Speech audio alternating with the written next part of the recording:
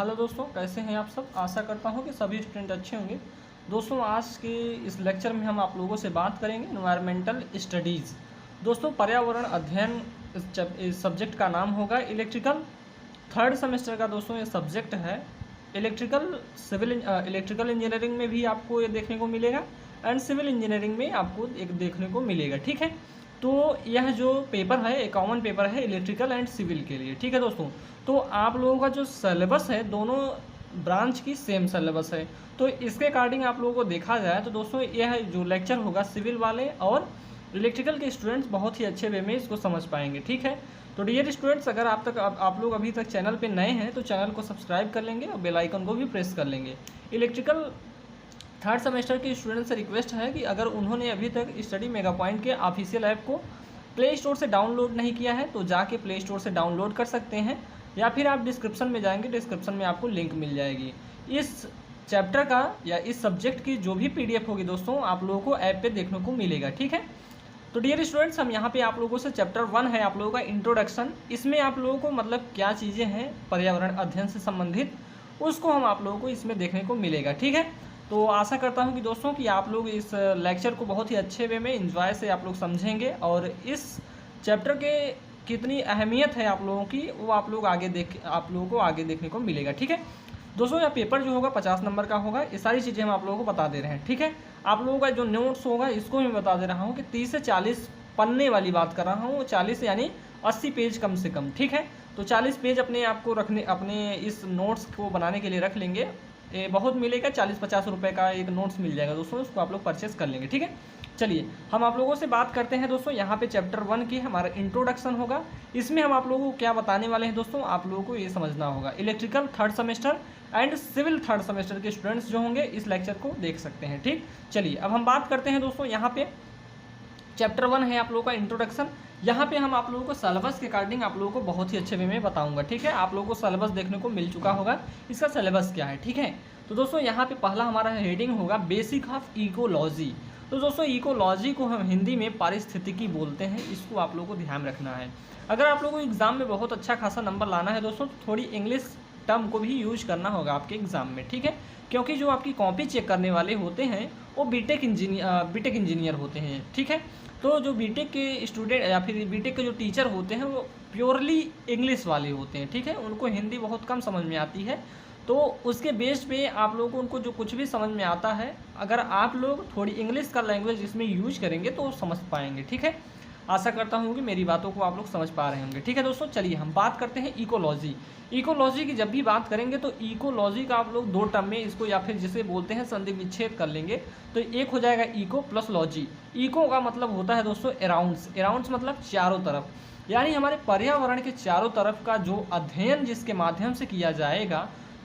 Logy मतलब होता है स्टडी, स्टडी मतलब अध्ययन। ठीक है, यानी चारों तरफ मतलब हमारे पर्यावरण के चारों तरफ, या हम वातावरण बोल देते हैं, उसी का अध्ययन जो जिसके अंतर्गत किया जाता है या जिस विज्ञान या जिस साइंस के अंतर्गत किया जाता है दोस्तों, इसको हम क्या बोलेंगे, इकोलॉजी बोलेंगे। आशा करता हूँ कि इकोलॉजी का जो बेसिक टर्म था वो आप लोग समझ चुके होंगे। ठीक है, यानी हमारे कहने का मतलब ये है दोस्तों, आप लोग सिंपल से लैंग्वेज में अगर किसी को बताना होगा तो क्या बोलेंगे कि हमारे पर्यावरण के या फिर हमारे वातावरण के चारों तरफ का जो भी जीव हो या फिर उसमें रहने वाले जो प्राणी हैं उनका अध्ययन जिस विज्ञान के जिस साइंस के अंतर्गत किया जाता है उसे हम इकोलॉजी बोलेंगे। ठीक है दोस्तों, आप लोगों को एग्जाम में किस प्रकार से लिखना है वो भी सारी चीज़ें हम यहाँ पे बताऊंगा। ठीक है, क्या है कि विज्ञान की वह शाखा जिसके अंतर्गत वातावरण एवं जीवों के परस्पर संबंधों का अध्ययन किया जाता है इकोलॉजी कहलाता है। ठीक है, आशा करता हूँ दोस्तों इकोलॉजी का आप लोगों को डेफिनेशन पता हो गया होगा। दोस्तों एक चीज़ ध्यान रखना है कि इकोलॉजी के अंतर्गत हम वातावरण में उपस्थित समस्त जीव जंतुओं का अध्ययन करते हैं। ठीक है, तो ये बात आप लोगों को कंफर्म हो गई होगी कि इकोलॉजी है क्या। तो हमने कुछ नहीं बताया दोस्तों।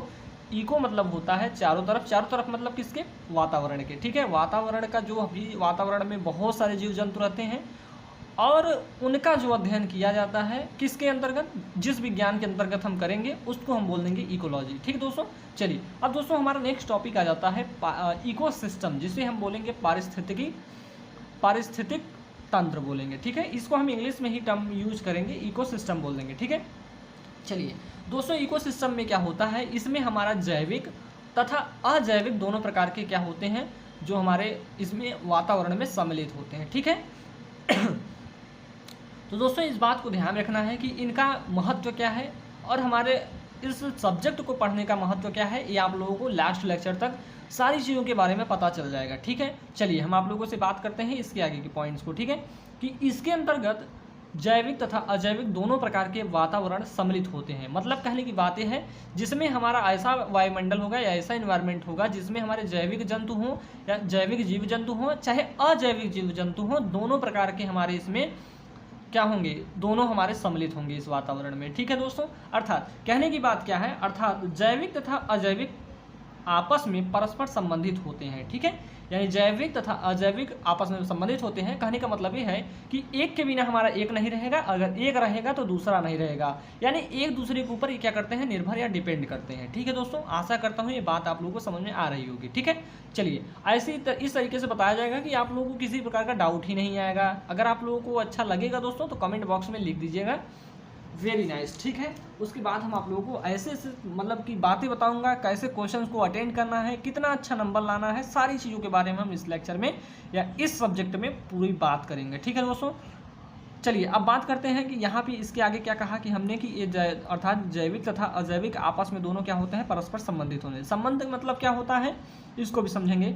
ये दोनों एक दूसरे के ऊपर निर्भर करते हैं। ठीक, जैसे हम कहें अगर जैविक न हो तो अजैविक का कोई महत्व नहीं होगा तथा अजैविक न हो तो जो जैविक का कोई महत्व नहीं रहेगा। ठीक है, यानी निर्भरता कुछ इस प्रकार से है कि मैं हूँ और मेरी वाइफ नहीं है, मेरी शादी नहीं हुई है भाई अभी, ये मत समझ लिया कैसे सर की शादी हो गई है, नहीं। जैसे मान लीजिए कि मैं हूँ और मेरी वाइफ है। ठीक है, कहने की बात यह है दोस्तों कि मैं अगर कुछ खर्चा पानी ना दूं तो मेरी वाइफ का कैसे खर्चा पानी चलेगा। ठीक है, या फिर वो सेल्फ डिपेंडेंस हो। ठीक, तो दोनों की निर्भरता किस पे है, ये वो मुझ पे निर्भर है, मैं उस पे, यानी मैं घर मतलब कुछ लाऊंगा तो अगर उसको दूंगा तो खाना वाना बनाएगी तब मुझे मिलेगा। ठीक है, तो कहने की बात ये है दोस्तों, आप लोगों को एक सिंपल टर्म में समझाने की कोशिश कर रहा हूँ। आशा करता हूँ ये सभी स्टूडेंट को समझ में ही आ रहा होगा। ठीक है दोस्तों, जो इकोसिस्टम होता है इसके दो कंपोनेंट होते हैं, दो घटक होते हैं। कौन कौन से, एक जैविक होता है, एक अजैविक होता है। जैसा कि यहाँ पे भी आप लोगों ने देखा कि इसके अंतर्गत जैविक तथा अजैविक दो प्रकार के क्या आते हैं, वातावरण इसमें सम्मिलित होते हैं।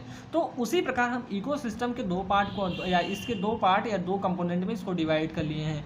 एक होता है जैविक घटक, एक होता है अजैविक घटक। एक को हम बोलते हैं बायोटिक कंपोनेंट, एक बोलते हैं एबायोटिक कंपोनेंट। ठीक है दोस्तों, चलिए आगे की ओर चलते हैं। और दोस्तों इसमें आप लोगों को जो भी टॉपिक्स है, जहाँ भी नहीं समझ में आएगा प्लीज़ आप लोग कमेंट बॉक्स में लिख लेंगे। और ऐसा कोई भी स्टूडेंट नहीं होता है जिसका मैं रिप्लाई नहीं करता। ठीक है, मुझे मतलब कि अभी आप लोग समझते होंगे कि सर मतलब कि बहुत सारे स्टूडेंट बोलते हैं सर आप इतना मतलब कि वो कर लेते हैं कि बहुत सारी संस्थाएं ऐसी होती हैं जो कि आप लोगों के रिप्लाई नहीं मिल पाता। ठीक है, लेकिन यहाँ पे जो ज़रूरतमंद स्टूडेंट्स होते हैं उनको रिप्लाई भी मिलती है दोस्तों, और बात भी उनसे होती है। ठीक है, तो आप लोग भी चैनल को सब्सक्राइब कर लेंगे। जो भी स्टूडेंट्स अगर सिविल इंजीनियरिंग के हैं तो भाई यहाँ से देख सकते हैं। और इलेक्ट्रिकल इंजीनियरिंग वालों के लिए बेहद बहुत बड़ी अपॉर्चुनिटी है दोस्तों अपने सेमेस्टर को क्लियर करने के लिए। ठीक है, चलिए आप लोग बोलेंगे सर बात बहुत करते हैं आप, तो यहाँ पर हम बात नहीं, यहाँ पर हम पढ़ ले अपने जो हमारा टॉपिक्स है उनको क्लियर करते हैं। दोस्तों हम यहाँ पे पहला ले लेते हैं अजैविक यानी एबायोटिक कंपोनेंट को। ठीक है, अब दोस्तों इसमें क्या क्या होंगे, ऐसे सारे कंपोनेंट इसमें मतलब मौजूद होंगे अजैविक मतलब जिसमें जीव ना हो। ठीक है, तो उन्हें हम क्या बोलेंगे, इसमें जो कंपोनेंट होंगे या फिर जो भी घटक होंगे वो नॉन लिविंग यानी अजीवित होंगे। ठीक है, जैसे अजीवित की बात करूंगा तो क्या हो जाएगा, जैसे हमारा पानी अजीवित है, लेकिन दोस्तों क्या पानी के बगैर हम लोग रह सकते हैं, नहीं। तो वही कहने का मतलब ये है कि एक दूसरे यानी जैविक और अजैविक दोनों एक दूसरे के ऊपर क्या करते हैं, निर्भर करते हैं। दोस्तों पानी नहीं रहेगा तो हमारा जीवन भी संभव नहीं होगा। ठीक है, अगर हमारा लाइट नहीं रहेगा, प्रकाश नहीं रहेगा, सूर्य का प्रकाश, तो क्या हम जीवन यापन कर पाएंगे, तो आप लोग बोलेंगे नहीं sir. Temperature vary very important होता है आपके ह्यूमन लाइफ में, कि टेम्परेचर का बहुत बड़ा महत्व होता है या बहुत बड़ा रोल होता है। ठीक है, एयर का सबसे बड़ा दोस्तों, इसमें सबसे ज़्यादा बोला जाए तो इसका सबसे ज़्यादा महत्व होगा। मेरी लाइट जो है या सूर्य का प्रकाश अगर एक महीने नहीं निकलता है फिर भी हम जीवन यापन कर लेंगे। लेकिन अगर हमारा एयर ही ना हो दोस्तों तो क्या हम जीवन यापन कर पाएंगे, तो बोल देंगे नहीं। ये आप बोलेंगे सर लाइट नहीं रहेगा तो कैसे जीवन यापन कर लेंगे। दोस्तों आप लोग जानते हैं कि हमारे इंडिया की टेक्नोलॉजी मतलब कि अपने बात करें तो जो यहाँ पे जनरेशन का काम होता है हाईली लेवल पे होता है, तो हमें लाइट जो हमारा कृत्रिम वाला होता है उसके माध्यम से क्या कर सकते हैं, हम अपना जीवन यापन कर सकते हैं। कितने, बहुत ज़्यादा नहीं बोल सकते, मतलब कि 1-2-3 साल ऐसे ही कर सकते हैं। अब मतलब कि जैसे कि ये एनवायरनमेंट में फिर ढाल मतलब अपने आप को ढाल लेंगे तो उसी के अकॉर्डिंग हम लोग चलने लगेंगे, ठीक है। तो दोस्तों इसमें क्या है कि इन सभी कंपोनेंट के बिना पूरा सिस्टम क्या हो जाता है, अनबैलेंस हो जाएगा, ठीक है। अगर ये सारे कंपोनेंट नहीं रहेंगे तो ये सिस्टम क्या हो जाएगा, अनबैलेंस हो जाएगा। सर क्या यही 3-4 हैं और कुछ नहीं है? और भी सारे हैं दोस्तों, अगर आप लोगों को याद आए तो आप लोग ये लिख सकते हैं, ठीक है। अतः ये सभी घटक वातावरण के लिए आवश्यक होते हैं, ठीक है, यानी एनवायरनमेंट के लिए क्या होते हैं, जरूरी होते हैं, ठीक। दोस्तों अब बात करते हैं अजैविक यानी बायोटिक कंपोनेंट, ठीक है। इसमें लिविंग सारे जो जीवित होंगे वही आएंगे, ठीक है। तो यहाँ पे लिखा है कि इसमें वे सभी घटक यानी वे सभी कंपोनेंट मौजूद होंगे जो लिविंग हो यानी जीवित हो, ठीक, जीवित होते हैं। जैसे हम बात करें इसमें 3 प्रकार के आ जाएंगे दोस्तों जैविक वाले में हमारे, ठीक है। कौन कौन सा? एक होता है प्रोड्यूसर जो उत्पादक होगा, एक होगा उपभोक्ता जिसे हम कंज्यूमर बोलते हैं, एक होता है डीकम्पोजर, ठीक है। तो यहाँ पे अब घटक है दोस्तों, ये तीनों हमारे क्या होते हैं, अजैविक में आ जाएंगे, जैविक घटक में यानी बायोटिक कंपोनेंट में, ठीक है दोस्तों। अब हम बात करते हैं दोस्तों यहाँ पे बायोटिक। दोस्तों अब आप लोग आ गए हैं सेकेंड ईयर में, आप अब छोटे बच्चे नहीं रहे हैं कि आप लोगों को 10-15 मिनट का लेक्चर दिया जाए। अब आप लोग 1 घंटे आधे घंटे का लेक्चर को भी आप क्या कर सकते हैं, हैंडल कर पाओगे, ठीक है। चलिए हम बात करते हैं दोस्तों यहाँ पे प्रोड्यूसर मतलब होता है उत्पादक, ठीक है दोस्तों। यानी कहने का मतलब ये है कि जो अपना भोजन स्वयं बनाते हो उन्हें हम क्या बोलेंगे, उत्पादक बोलेंगे। जैसे यहाँ पे कहा जा रहा है कि वे सभी पेड़ पौधे तथा जलीय जीव जंतु, शैवाल भी हो सकते हैं, जली में बहुत सारे मतलब कि जीव जंतु आ जाएंगे हमारे जल वाले, ठीक है। तो आदि उत्पादक कहलाते हैं, ठीक है। यानी हमारे पेड़ पौधे, जलीय जीव जंतु, शैवाल आदि ये सारी क्या चीज़ें हैं, मतलब कि ये सारी चीज़ें जो हैं उत्पादक कहलाती हैं, ठीक है। ये अपना भोजन प्रकाश संश्लेषण के माध्यम से बनाते हैं। किसके माध्यम से अपना भोजन बनाएंगे, प्रकाश संश्लेषण के माध्यम से बनाएंगे। तो आप लोग जानते हैं सारी चीज़ें कि जो मतलब कि जलीय जीव जंतु होते हैं वो पेड़ पौधे होते हैं, या पेड़ पौधे तो आप लोग जानते ही होंगे, अपना प्रकाश संश्लेषण के माध्यम से क्या करते हैं, भोजन का निर्माण कर लेते हैं, ठीक है। ये देखेंगे यहाँ पे हम प्रोड्यूसर जिसे बोलते हैं उत्पादक, ये अपना भोजन स्वयं बनाते हैं, ठीक है दोस्तों। चलिए अब बात करते हैं दोस्तों कंज्यूमर की। कंज्यूमर आप लोग एक चीज़ समझ लीजिए कि कंज्यूमर होता क्या है। कंज्यूमर मतलब कि जो कंज्यूम करेगा, ठीक है। जैसे कि मैं बोल रहा हूँ कुछ चीज़ों को खर्च कर रहा हूँ तो उसे बोलेंगे कंज्यूम कर रहे हो आप, ठीक। चलिए जैसे कि यहाँ पे लिखा हुआ है कि जंतुओं को उपभोक्ता की श्रेणी में रखा जाता है, ठीक है, क्योंकि जंतु भोजन के लिए किसी न किसी पर क्या होते हैं, किसी न किसी रूप में उत्पादकों पर निर्भर करते हैं। यानी कहने की बात ये है कि हमारे ये सारी चीज़ें जो हैं, पेड़ पौधे अगर ना हो, पेड़ पौधे आप लोग ये ना समझ लीजिएगा कि जो छोटे मोटे जो आप लोगों को फसली चीज़ें होती हैं वो भी तो पेड़ पौधे की श्रेणी में आ जाएंगे। तो उन सारी चीज़ों के माध्यम से में क्या होता है, भोजन का निर्माण हो जाता है। तो आप लोग समझ सकते हैं इसका जो निर्भरता है इस पर ज़्यादा है, ठीक है। यानी कंज्यूमर किसका उपभोग करेगा, उत्पादक का, ठीक है। यानी इसका हम क्या करेंगे, मतलब कि उपभोग करेंगे, ठीक दोस्तों। इस बात को आप लोग समझ गए होंगे। जो दोस्तों यहाँ पे होता है, कंज्यूमर को 3 भागों में डिवाइड किया गया है। जैसे हम बोलेंगे प्राइमरी कंज्यूमर, सेकेंडरी कंज्यूमर और एक होता है टर्सरी कंज्यूमर, ठीक है, यानी तृतीयक उपभोक्ता जिसे बोलते हैं, ठीक है। तो आप लोगों को कंज्यूमर जो होता है इसको 3 पार्ट में डिवाइड किया गया है, ठीक है। हमने बोला है कि अब मैं आप लोगों से एक बार फिर से बात कर लेता हूँ कि बायोटिक जो कंपोनेंट थे उनको हम 3 पार्ट में डिवाइड किया है। एक हम बोले प्रोड्यूसर, एक होता है कंज्यूमर, एक होता है डीकम्पोजर्स, ठीक है। तो 3 प्रकार से, और यहाँ पे हम कंज्यूमर जो होता है इसको भी हम 3 पार्ट में डिवाइड करते हैं। कौन कौन सा होता है, primary consumer, secondary consumer and tertiary consumer, ठीक है, या टर्सरी बोलते हैं इसे, ठीक दोस्तों। चलिए अब दोस्तों यहाँ पे आप लोगों को एक चीज़ ध्यान रखना है कि इसको किस प्रकार से आप लोगों को एग्जाम में यूटिलाइज करना है। तो यहाँ से आप लोग इस चैप्टर से आप लोगों को 5 नंबर का क्वेश्चन देखने को मिलेगा, ठीक है। चलिए पहला हम बात करते हैं प्राइमरी कंज्यूमर या प्राथमिक उपभोक्ता, ठीक। अब इसको भी देख लीजिए। वनस्पति का सेवन करने वाले जंतुओं को शाकाहारी प्राणी कहते हैं, ये आप लोग जानते हैं। ये इकोसिस्टम के प्राथमिक उपभोक्ता कहलाते हैं, ठीक है दोस्तों।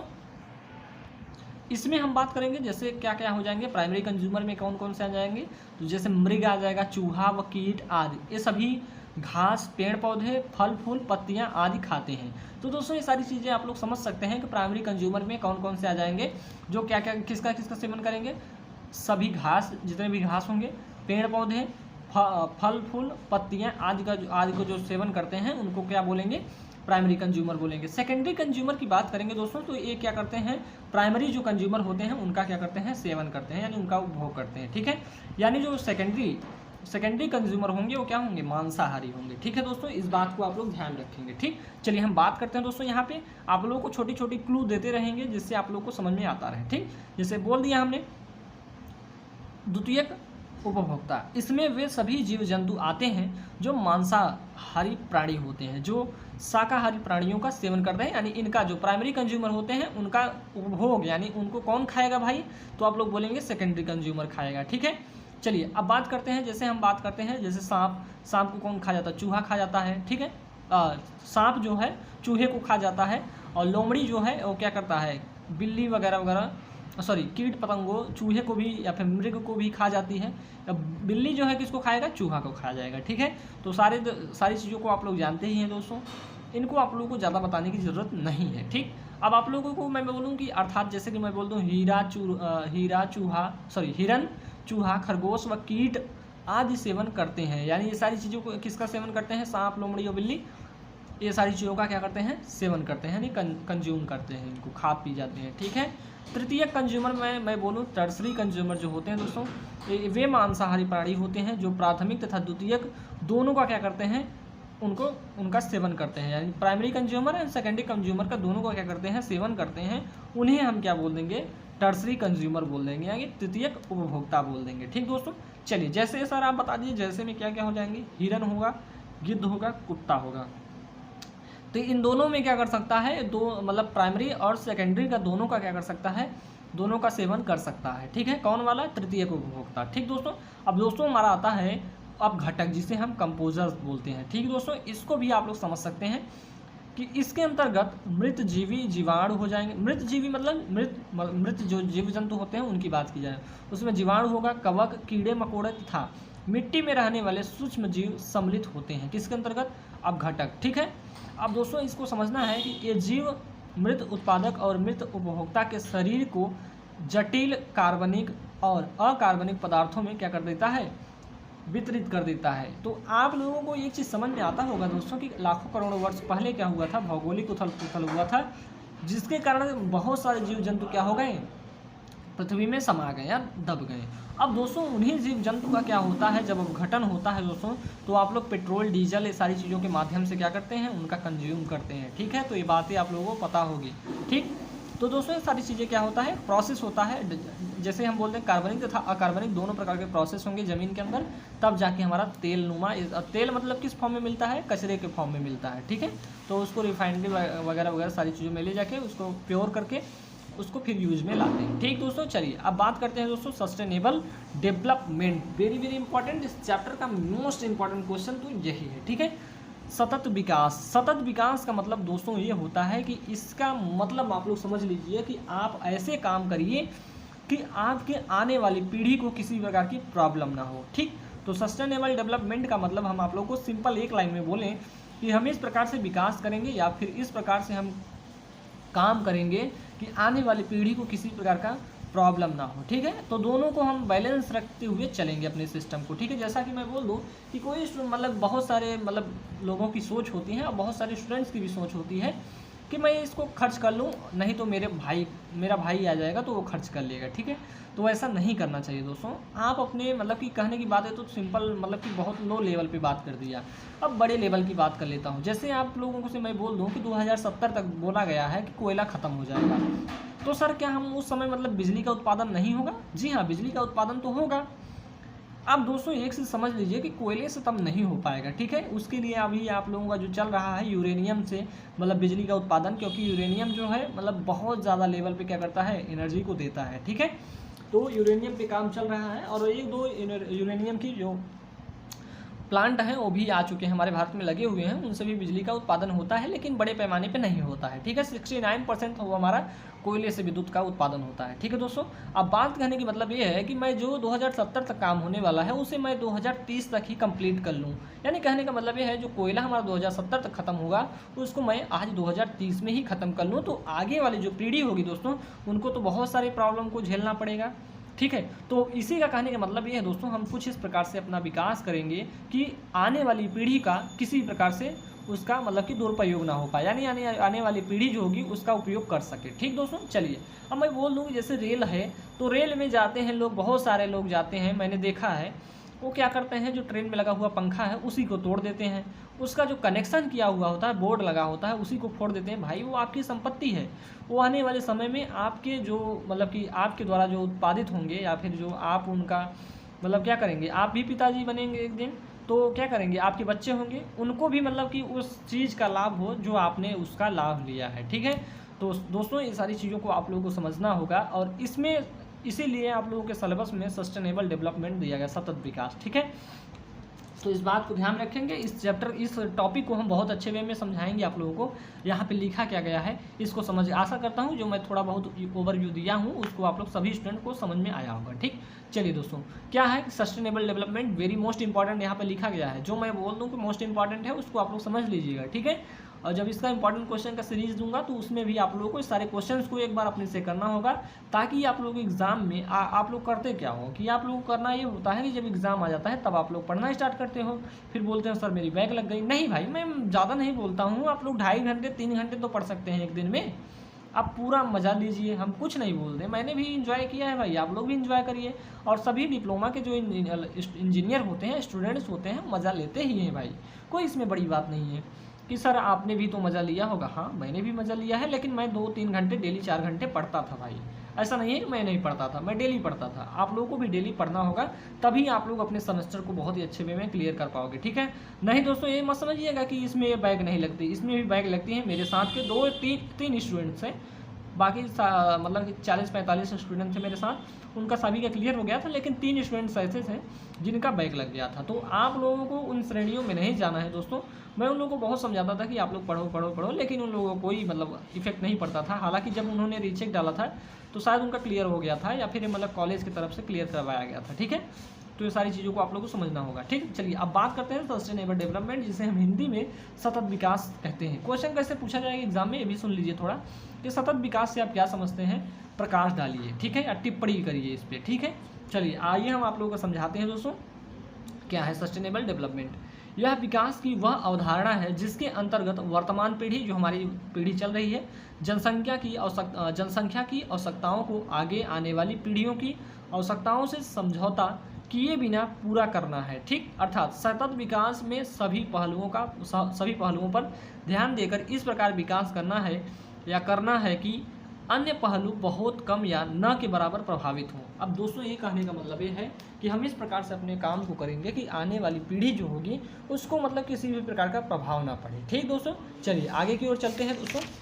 आगे क्या है हमारा, यहाँ से देखिए, सतत विकास के अंतर्गत प्राकृतिक संसाधनों को बिना नुकसान पहुँचाए जनसमूह की आवश्यकताओं की पूर्ति करना होता है। ठीक है, अब दोस्तों यहाँ पे प्राकृतिक संपदाओं की मतलब ये है दोस्तों कि जैसे आप लोग प्राकृतिक संसाधनों का मतलब ये है दोस्तों, मान लीजिए आप लोगों के गांव में कुआं है या फिर मान लीजिए तालाब है। अब आप क्या करिए कि आप अपने तालाब में ले जाइए, पंपी सेट मतलब उसमें डाल के पानी पूरा अपने खेत में लगा लीजिए। अब आपका उस पर मतलब अधिकार हो जाए कि मैं पूरे पानी को क्या कर दूँगा, ख़त्म कर दूँगा। उससे क्या होगा कि आपके गांव के लोग जो होंगे वो भी तो प्रभावित होंगे दोस्तों। तो इन सारी चीज़ों को ध्यान में रखते हुए क्या होगा कि उसमें क्या कर दिया जाएगा कि लोग आपका विरोध करेंगे।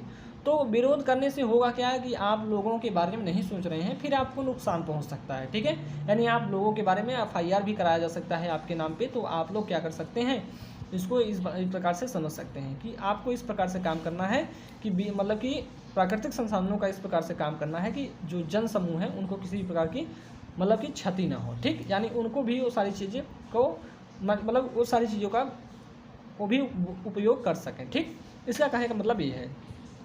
अब दोस्तों आगे क्या पॉइंट क्या है कि यहाँ पे देख सकते हैं, जैसे कि मैंने बोला कि सतत विकास के अंतर्गत प्राकृतिक संसाधनों को बिना नुकसान पहुँचाए जन समूह की आवश्यकताओं की पूर्ति करना होता है। ठीक, नेक्स्ट पॉइंट क्या है कि इसमें वर्तमान में लोगों के जीवन यापन में गुणवत्तात्मक सुधार, जीवन स्तर को ऊंचा उठाना, आर्थिक विकास करना आदि सम्मिलित होता है।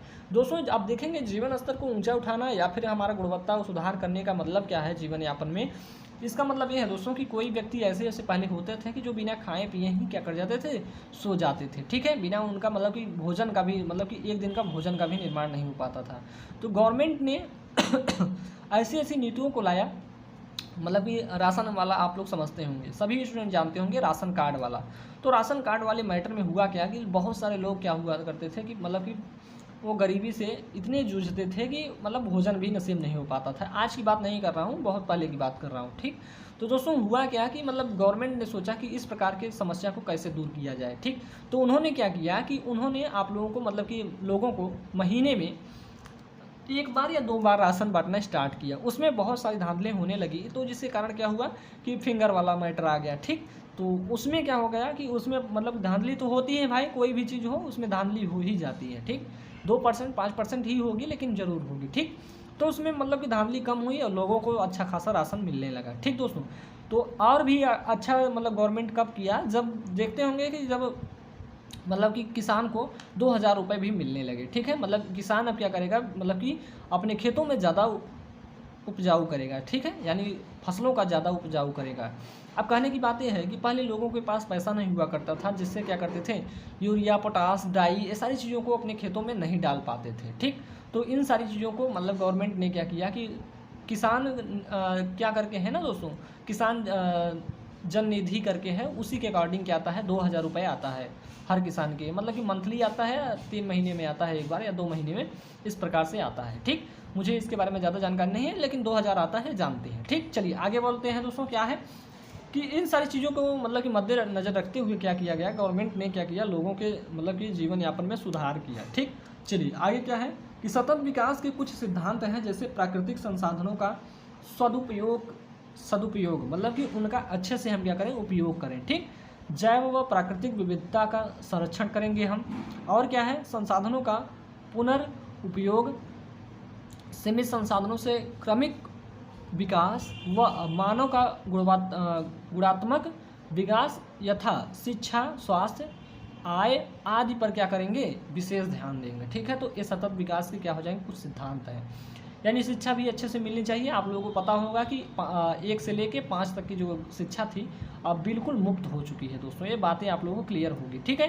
स्वास्थ्य के लिए भी आप लोगों के गाँव में या फिर हर जगह पे क्या होता है, एक क्या होता है स्वास्थ्य केंद्र होता है, जिस पे आप लोग मतलब कि गरीब लोग क्या होते हैं जाके उस केंद्र पे, गरीब ही नहीं बहुत सारे लोग जाके उस केंद्र पे क्या करते हैं, दवा लेते हैं, ठीक है। चिकित्सा केंद्र बोलते हैं, ठीक। आय में मतलब आय के लिए क्या किया गवर्नमेंट ने, मतलब गरीबों किसान के अकाउंट में 2000 रुपये आने लगा, ठीक। चलिए अब बात करते हैं नेक्स्ट पॉइंट की, सतत विकास का मापन पारिस्थितिकी सूचकांक उपयोग, जैसे हम बोले यहाँ पे कोष्टक में है कि भूमि उपयोग, मृदा की उत्पादकता, ऊर्जा की उपलब्धता, प्रबंधन आदि। अब दोस्तों इस बात को समझना होगा कि भूमि उपयोग मतलब बहुत सारी चीज़ों के बारे में ऐसा होता है जो बहुत अमीर लोग होते हैं, मतलब कि जो जायदाद पहले क्या होते थे ना, ज़मींदार होते थे, तो ज़मींदार के पास काफ़ी ज़मीन होता था, तो वो ज़मीन मतलब कि गरीबों में दे के क्या करते थे, उनको क्या करते थे काम करवाते थे। तो उसमें भी क्या होता था कि वो बहुत सारा काम करते थे, तो उन्हें केवल खाने पीने के लिए कुछ दे दिया जाता था, ठीक है। तो उन सारी चीज़ों को क्या हुआ, उन सारी चीज़ों को मतलब कि ध्यान में रख के लोगों को ज़मीन का बंटवारा कर दिया, यानी जो जिस ज़मीन पे काम कर रहा है वो उसका हो जाएगा, ठीक है। तो ये गवर्नमेंट की बहुत अच्छी पॉलिसी रही थी उस समय की, कि जो मतलब ज़मींदार थे उनको थोड़ा तो घाटा लगा, लेकिन उतना भी घाटा नहीं लगा, ठीक है। मतलब उनके पास बहुत सारा ज़मीन होता था, 3-3 4-4 100 बीघे होते थे, ठीक है। तो इस प्रकार से ज़मीन होता था दोस्तों, इस बात को ध्यान रखेंगे। मृदा की उत्पादकता यानी उस भूमि में कितना उत्पादन हो रहा है, ठीक है। ऊर्जा की उपलब्धता यानी कहीं भी मान लीजिए सिटी है वहाँ पे कितना हमारा विद्युत ऊर्जा का उत्पादन हो रहा है, ठीक है। प्रबंधन यानी मैनेजमेंट की बात की जा रही है, ठीक। चलिए अब आगे चलते हैं, जल की मात्रा गुणवत्ता युक्त उपलब्ध, नदियाँ झीलें तालाब, इन सारी की जो क्वालिटी होती है कि मतलब इस पानी में कितना मतलब कि डस्ट पार्टिकल्स हैं, कितना मतलब कि कहने की बात यह है कि इसमें डस्ट पार्टिकल्स कितना है, पीने योग्य है या नहीं है, इसकी सारी क्या होती है गुणवत्ता की टेस्ट होती है, ठीक है। उसके बाद क्या कहा जा रहा है कि मृदा की उत्पादकता, फसल चक्र, आर्थिक सूचकांक, आय व्यय, ऊर्जा मतलब आय व्यय तो हो गया आप लोगों का, लेकिन ऊर्जा में क्या आ जाएगा, पवन ऊर्जा आ जाएगी, सूर्य की प्रकाश के द्वारा विद्युत ऊर्जा का उत्पादन होता है, ज्वार भाटा से भी होता है, जीवाश्म ऊर्जा के द्वारा भी क्या होता है मतलब विद्युत का उत्पादन होता है, आदि के आधार पर क्या किया जाता है, सतत विकास का मापन किया जाता है, ठीक है। चलिए नेक्स्ट पॉइंट है दोस्तों, अब इसको आप लोगों को समझना होगा कि सतत विकास के लिए व्यक्तिगत प्रयासों में आहार, जल, ऊर्जा, विषाक्त व प्रदूषित तत्व पुनर्उपयोग, जैव पर्यावरण सुरक्षा के अलावा अन्य बातों में यथा संगोष्ठियाँ करना, लोगों को जागरूक करना, वस्तुओं की उचित ढंग से देखरेख करना, आशावादी रहना एवं लक्ष्य के प्रति उत्साहित रहकर सार्थक प्रयासों से सतत विकास संभव है। ठीक है, तो इस बातों को ध्यान रखना है कि आप लोगों को, आशा करता हूं कि ये पॉइंट्स आप लोगों को समझ में आ रहे होंगे सारे। सतत विकास में दोस्तों अगर आप लोग इतना लिख देते हैं ना तो आप लोगों को काफ़ी नंबर मिल जाएगा। मैंने इतनी छोटी छोटी जगहों में मतलब बहुत ही सटा के लिखा है, तो इसमें आप लोग थोड़ी डिस्टेंस मेंटेन करके लिखेंगे तो आप लोगों का 2 पेज भर जाएगा। ठीक है, 2 पेज भर गया, यानी आप लोगों को 5 में 5 तो नहीं मिलता है दोस्तों, आप लोग भी जानते हैं, मैं भी जानता हूँ। तो आपको 4 नंबर मिल सकता है, 4 या 3.5 नंबर मिल जाएगा। ठीक, इतना अगर लिख देते हैं तो। दोस्तों आप लोगों का सिलेबस का नेक्स्ट पॉइंट है, वेरी इंपॉर्टेंट है ये भी, क्या है, नवीनीकरण बोलते हैं, इसी को नवीकरणीय भी बोलते हैं। ठीक है, नवीनीकरण ऊर्जा या इसी को हम नवीकरणीय ऊर्जा भी बोलते हैं, तो इसमें किसी प्रकार का आप लोगों को कन्फ्यूजन नहीं होना चाहिए। ठीक दोस्तों, चलिए अब बात करते हैं रिन्यूएबल एनर्जी, इसे रिन्यूएबल एनर्जी भी बोलते हैं। कहने की बात यह है कि ये असीमित ऊर्जा है, यानी इसका हम मतलब कि क्या कह सकते हैं कि किसी इसका कोई अनुमान ही नहीं है कि कब खत्म होगी। ठीक है, अब जैसे इसमें असीमित ऊर्जा हमने बोल दिया तो इसमें क्या हो जाएगा, सोलर एनर्जी हो जाएगी, पवन ऊर्जा हो जाएगा, जल विद्युत ऊर्जा हो जाएगा, ज्वारीय ऊर्जा हो जाएगा, बायोमास हो जाएगा, जैव ईंधन हो जाएंगे, और भी सारी चीज़ें हैं। गैसीफायर हो गया, गैसीफायर तो हालांकि कंपोनेंट हो गया, उसमें भी बायोमास का ही यूज होता है। ठीक, तो दोस्तों ये सारी चीज़ें क्या हैं जिनका हम क्या कर सकते हैं, जिनका कोई मतलब कि असीमित ऊर्जा है, मतलब इसमें बहुत सारी ऊर्जाएं हैं जिनका हम उत्पादन बहुत देर तक कर सकते हैं। ठीक है, मतलब कि इसको हम क्या कर सकते हैं, ख़त्म नहीं कर सकते। रिन्यूएबल का मतलब होता है जिसको हम खत्म न कर पाएँ, असीमित ऊर्जा वो। ठीक, चलिए यहाँ पे लिखना क्या है कि नवीकरणीय ऊर्जा वे ऊर्जा है जो प्राकृतिक में या प्रकृति में स्वतंत्र रूप से मौजूद है, लेकिन उनमें से कुछ असीमित मात्रा में मौजूद है। जैसे बोल दिया जो सूर्य का प्रकाश या सूर्य सन असीमित मात्रा में मौजूद है दोस्तों। पानी भी असीमित है। ठीक, समुद्र का पानी इतना है दोस्तों कि आप लोग बनाइए ना जितना आप लोगों को ज्वारीय ऊर्जा बनाना है। ठीक है, टाइडल प्लांट होते हैं, उनसे भी हम विद्युत ऊर्जा का उत्पादन करते हैं। ठीक, तो ये सारी चीज़ें, लेकिन उनमें भी क्या होते हैं, असीमित मौजूद होते हैं, असीमित मात्रा में मौजूद होते हैं, जो कभी समाप्त नहीं होगा। ठीक दोस्तों, एक चीज़ और समझना है कि नवीकरणीय ऊर्जा को अक्षय ऊर्जा भी कहते हैं। इसमें वे सभी ऊर्जा हैं जो प्रदूषणात्मक नहीं है तथा उनके सोर्स का क्षय नहीं होता है या जिनके सोर्स का पुनर्भरण होता रहता है। ठीक है, कहने की बात है दोस्तों कि क्या हमारी सूर्य की एनर्जी जो है वो ख़त्म होगी, तो आप लोग बोल देंगे नहीं। यानी पानी जो बहता है वो क्या मतलब कि रुक जाएगा या फिर ख़त्म हो जाएगा, नहीं। पानी अगर आप लोगों का जो नदियाँ तालाब होता है उसकी मात्रा तो थोड़ी बहुत कम हो सकती है, लेकिन एक ऐसा समय आता है फिर से वो मेंटेन हो जाती है। ठीक है, लेकिन दोस्तों एक चीज़ समझना होगा, क्या आपकी हवा की मात्रा कम हो जाएगी आपके वायुमंडल से, तो आप लोग बोलेंगे नहीं। ठीक है, जब तक हमारा पृथ्वी है तब तक हमारा वायु है। ठीक, इस बात को आप लोगों को ध्यान रखना है। तो ये आप लोगों को नवीकरणीय में इतना लिखना है। दोस्तों एक चीज़ और लिखना है, नवीकरणीय ऊर्जा या अनवीकरणीय ऊर्जा, नॉन रिन्यूएबल एनर्जी जिसे बोलते हैं। ठीक है, यह मतलब कि यह सीमित होती है। सीमित कहने का मतलब कोयला हमारा सीमित होगा, और क्या सीमित होगा, पेट्रोलियम, प्राकृतिक गैसें, मिट्टी का तेल हालांकि आप लोगों के गांव में मिलता भी नहीं होगा। ठीक दोस्तों, चलिए अब बात करते हैं, पॉइंट आप लोगों को याद होना चाहिए कि यह असीमित होता है। ठीक, कुछ ऊर्जा सीमित मात्रा में मौजूद है जिसे बनाने में करोड़ों साल लग जाते हैं। जैसे कि मैंने बोला था आप लोगों को शुरू में ही, कोयला का फॉर्मेशन हुआ, पेट्रोल का फॉर्मेशन हुआ या निर्माण हुआ, उनमें क्या हुआ, बहुत सारा समय लग गया। ठीक, तो ये बात आप लोगों को क्लियर होनी चाहिए दोस्तों। तो करोड़ों साल लग जाते हैं, लेकिन समाप्त कुछ ही दिनों में हो जाते हैं, उसे अनवीकरणीय ऊर्जा बोलते हैं। ठीक दोस्तों, ये बात आप लोगों को दिमाग में क्लियर होना चाहिए कि अनवीकरणीय ऊर्जा वे होंगे जो सीमित मात्रा में उपलब्ध होंगे। ठीक, अब दोस्तों यहाँ पे एक पॉइंट लिखा हुआ है कि यह ऊर्जा मानव संसाधनों में ज़्यादा प्रयोग से यह समाप्त हो जाता है। जैसे मैं बोला कोयला का ज़्यादा मतलब यूज किया जाएगा तो क्या हो सकता है 2040-50 तक ख़त्म हो जाएगा, लेकिन वैज्ञानिकों ने या फिर जो हमारे इंजीनियर्स लोग हैं उन्होंने डाटा दिया है, जो उन्होंने बोला है कि 2070 तक कोयला ख़त्म हो जाएगा, यानी समाप्त हो जाएगा। जब कोयला समाप्त हो जाएगा तो यहाँ पे पेट्रोलियम की बात की जा रही है दोस्तों। आप लोग समझ सकते हैं कि पेट्रोल इस समय कितना महंगा है। ठीक, तो उसका एक ही कारण है कि उसमें ट्रांसपोर्टेशन चार्ज है, प्लस बहुत सारे मतलब कि प्योरीफाई करने का बहुत सारा चार्जेस लग जाता है, तो उसमें बहुत सारा खर्च आने के कारण क्या हो जाता है, इसका पेट्रोल का दाम महंगा हो जाता है। लेकिन आप लोग एक क्वेश्चन हो करोगे कि सर विदेशों में और सारे देशों में, जैसे पाकिस्तान को ले लीजिए, नल्ला पाकिस्तान, उसके यहाँ तो पेट्रोल बहुत सस्ता है, कम। अब दोस्तों होता क्या है कि यहाँ पे मतलब बहुत सारी चीज़ों को मद्देनज़र रखते हुए ये सारी चीज़ों को मतलब कि इनके रेट को महंगा किया जाता है। कुछ जगह आप लोगों को बहुत सारा छूट मिलता है, तो कहीं आप लोगों को ज़्यादा मतलब रेट पे भी आप लोगों को चीज़ों को मिलता है। प्राकृतिक गैसें जो है दोस्तों ये भी सीमित हैं, कितनी मात्रा में कब निकलेंगी कब नहीं निकलेंगी कब बंद हो जाएंगी, इनका कोई वो नहीं है। हालांकि पेट्रोल मिट्टी का तेल जिसे आप लोग कैरोसिन बोलते हैं, ये तो आप लोगों को गाँव में पहले मिलता था राशन पे, मतलब जिसके पास राशन कार्ड होता था उसको मिलता था, जिसके पास नहीं होता था वो ब्लैक में 24 रुपये लीटर, मैंने 2 लीटर लाया है एक बार, ठीक है। तो ये सारी चीज़ों के बारे में आप लोगों को जानना होगा दोस्तों। तो ये आप लोगों को एग्जाम में 5 नंबरिया क्वेश्चन है दोस्तों, इसको आप लोगों को तैयार रखना होगा, ठीक है। इसमें है कुछ नहीं, बस चीज़ों को समझना है दोस्तों। बात करते हैं यहाँ पे इकोसिस्टम की, ठीक है दोस्तों। आप लोगों को जैसा कि यहाँ पे थोड़ा ओवरव्यू देने की कोशिश कर रहा हूँ, जिसमें आप लोगों को जो भी चीज़ें अभी आप लोगों ने पढ़ा वो यहाँ पे आप लोगों की रिवाइज हो जाएगी। इकोसिस्टम हम बताएं तो दोस्तों इकोसिस्टम जो था आप लोगों का 2 प्रकार था, एक था बायोटिक, एक था एबायोटिक, ठीक है। जिसे हम बोलते हैं, एक को जैविक बोलते हैं, एक अजैविक होता है दोस्तों। जैविक को हमने 3 पार्ट में डिवाइड किया दोस्तों। क्या कहा था कि उत्पादक होता है, उपभोक्ता होता है, अपघटक होता है, ठीक है। अब दोस्तों उत्पादक में हरे पेड़ पौधे, काई वगैरह सारी चीज़ें आ जाएंगी। उपभोक्ता में आप लोगों को बताया था कि ये 3 प्रकार के होते हैं, प्राइमरी, सेकेंडरी एंड तृतीयक, यानी टर्सरी जिसे बोलते हैं। अपघटक जैसे दोस्तों बैक्टीरिया, वायरस, फंगी, ये सारी चीज़ें क्या हो जाएंगी, अपघटक हो जाएंगी, ठीक है। जिनका हम क्या करते हैं, जिनका मतलब कि कोई कंपोनेंट है उनका क्या करेगा, क्षय कर देगा, ठीक है। बैक्टीरिया, वायरस, फंगी ये सारी चीज़ें क्या कर देती हैं, उनको अपघटित कर देती है, ठीक। तो दोस्तों ये आपको ये जैविक वाला पार्ट हमने बताया कि इसमें क्या है, इसके 3 पार्ट हैं।